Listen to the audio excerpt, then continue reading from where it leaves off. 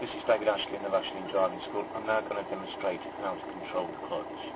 So I've started the car engine. I'm now going to put the clutch into first gear by putting the right foot all the way down, that's clutch down, palm to the left, push the gear lever over to the left and bring the lever straight forward so it engages first gear. Put your left hand back on the wheel while the clutch is still down. Now slowly and gradually bring your left foot up, feeling the spring on the clutch pedal until it gets to a point where you hear the engine note change slightly and go downwards, and you feel the car begin to want to go by the front end lifting. You may also hear a slight creaking sound as the brakes at the back keep the car stationary while the clutch tries to drive the car forward.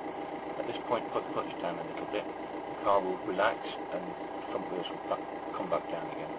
We now do the observations to make sure it's safe to move up. As always, starting with a blind spot, left door mirror, centre mirror, ahead, right door mirror and more blind spot.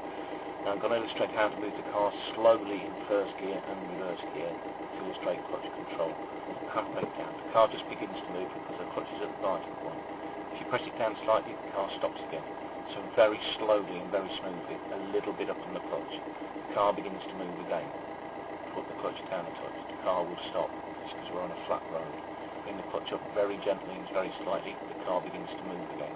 Clutch down, the car will come to a stop. Now use the foot brake to control the car, put the clutch down, handbrake on, take it out of gear. That's how to move the car slowly using what we call clutch control. And it's very important that your foot moves very slowly and very slightly while you're doing that. Now we're going to do the same clutch control, but this time in reverse gear, which is harder to find. So before putting it in reverse gear, turn around in the seat, put your left shoulder into the seat you're sitting on, and look at whatever's directly behind you out that window. You should be able to see over the middle of the windscreen wiper boss at the back. So I'm looking directly through the middle of that window, and behind me there is a blue basket. Look at the car behind you and the curb behind you. We're going to stay parallel to the curb and close to it by driving the car in a straight line. Put your right hand at the top of the wheel where a travel cop will be, stretch your fingers out. This ensures that you're not steering the car too firmly with your right hand and pulling it off towards the middle of the road or into the curb. Clutch down, left hand on the gear lever. Hold a little button at the back of the gear lever on a Vauxhall Corsa.